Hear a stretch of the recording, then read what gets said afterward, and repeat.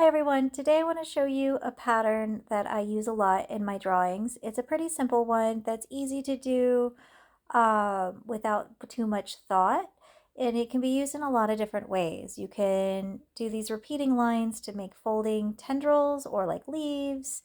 Um, Here's another form of the leaf pattern. It can make a really nice abstract texture to add to a drawing, but today I want to do just this one stroke to fill the entire page. So as always, the first thing I do is I scribble a few lines on the page using pencil, and then I thicken those lines up using a calligraphy pen. And this is just a starting point that gives me a frame of reference of what to draw without having a plan. Now I'm going to curve out all of the corners. This is something that they do in art therapy, and I've just grown to enjoy how it looks. It just softens the picture to have less sharp corners. Now I'm going to take my pen and I'm going to start filling in that pattern that I showed you, where I start with one section that I find interesting and I fill it in however it makes sense. So I started with just a corner and then added a few more strokes like it was like a leaf. And then I went to another panel and then wove in another piece.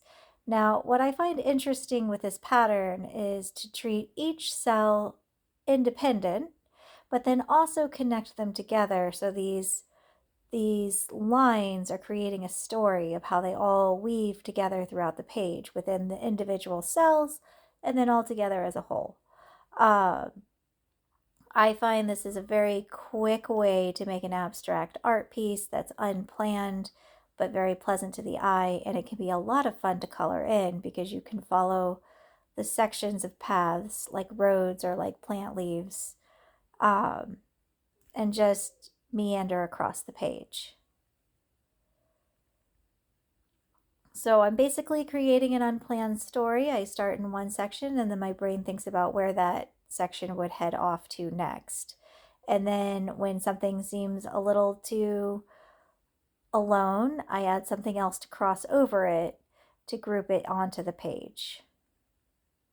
Now here's a spot I would be happy to stop. I feel like this looks like a great completed piece, but we're going to go ahead and keep pushing all the way further since this is a tutorial of how to do this stroke. So I'm looking for more open spaces and just going wherever the pen leads me. This is a dance, this is a conversation of all of these sections together. And once we add color and a background, it'll be real easy to divide out what is what. I'm really liking this looping pattern, so I want to add more of these into the page just as a little surprise element. And I'm going to add some tangles off to the sides because I tend to try and stay in the middle, and then the sides are completely blank. And then we'll add some more up here. And you can see on my right side I have a whole bunch of open space, so let's fill in some of those spaces. And I like to dance across the page and build it all as one solid cohesive piece. Like it's revealing itself to me as I'm drawing it. This is not something I have planned in my head. I don't think there is a wrong answer. If you feel like you made a wrong mark, you just go with it. Let's not shut it down. Let's just flow with it. Now, one thing we can do to add depth to the piece is putting the lines closer together or further apart to create darker and lighter spots. And then after I fill in most of the picture, I'm going to go in with a pencil and add some shading. So I'm getting pretty darn close to however full of page I feel comfortable. There's just a couple spots that don't have marks at this point. And I'm going to stop here. I don't feel comfortable going any further than this.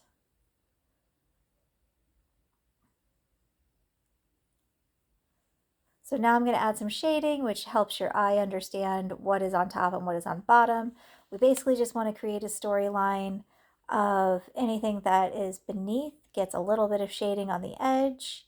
And if you pick one side that it gets a shading from, that can say that the sun is coming from that direction, from the opposite direction.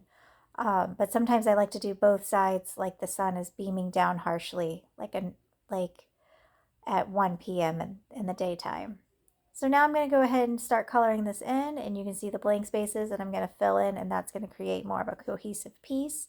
A lot of times, sometimes, I like to use a really bright background and then more of a dull, muted foreground. So all of these pieces, I'm going to kind of reference the rainbows and flowers and leafy greens. And the background, I'm going to have a bright yellow like the sunlight. So let's get to work.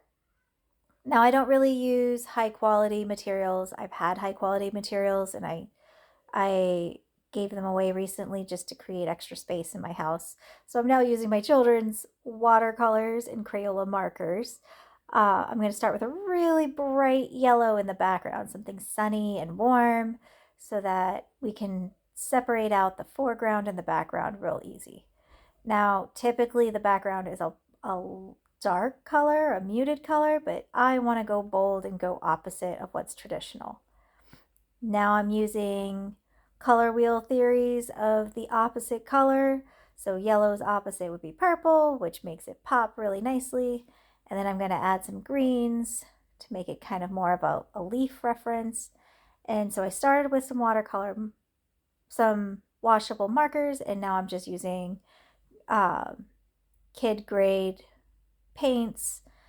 And basically the theory is you never want to use the color straight out of the box. You want to kind of blend it with other colors so that it's uh, got a variety of textures, a variety of tones, and adds quite a bit more depth if we make it a little bit muddier and murkier.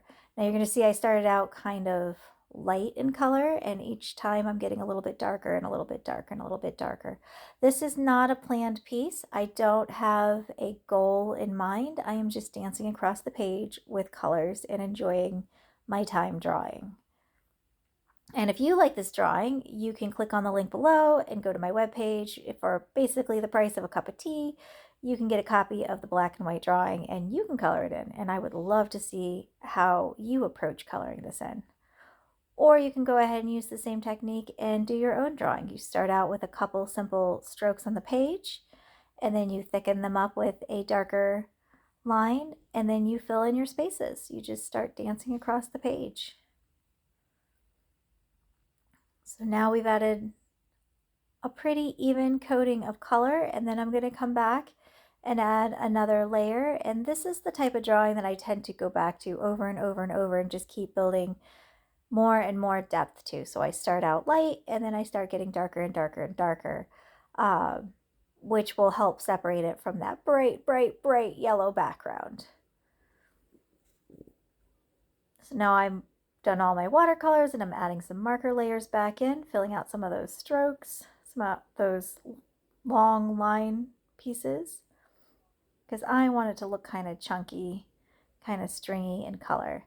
And one of the things I like about washable markers mixed with water paints is that when you get the washable markers wet, they tend to act a lot like watercolors, and so you can blend the two together and it makes a really nice cohesive color, and it makes the color more dynamic than you would typically get out of a basic Crayola coloring box. So you can see I'm using a bright pink, but I'm coloring it on top of this light sage green, and it's making it more of a mossy, muted, more of a mauve, more of a grown-up color than a kid's Crayola crayon box. Now I'm going to go back in. I took a break and I'm coming back with some more blues. And then I'm going to add some more darks and some more lights. And I'm just going to keep layering more and more and more.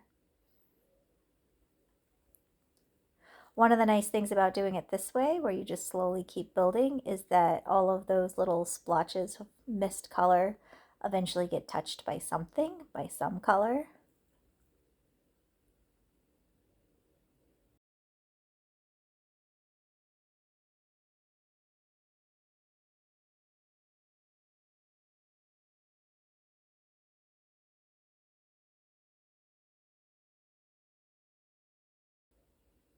And I'm just layering and layering and layering. And I come back later and I add a little bit more colors. And it becomes quite a colorful final piece, but all of the colors end up very muted and unique. So now I'm looking to add a little bit more toning to the background because the background is just so bright and so clear. So now I'm testing colors on a side paper and discovered that pink was my best choice to add as a shadow to the background. So I am, just like I was doing with the top, I'm kind of going to the top edge of each section and adding a little bit more shading into the yellow. And now I'm using a pencil to do the same, add a little bit more shading and tone down some of the areas.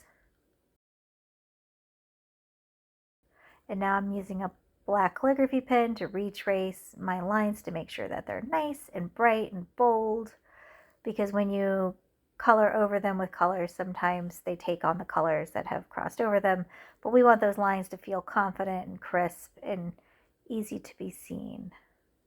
I could have left those lines as thin as a pen line and just had them bleed into the background, but I honestly like the dynamic, the two layers blended together, the panels that I'm using as reference to build from, and the drawing underneath. So that's the entire piece for now. I'll probably build on it for a few more days just for fun, but really this has no beginning, it has no end. This is just a doodle of an exercise to practice a stroke and used as a tutorial for you guys to see how it's done. Thank you all for watching.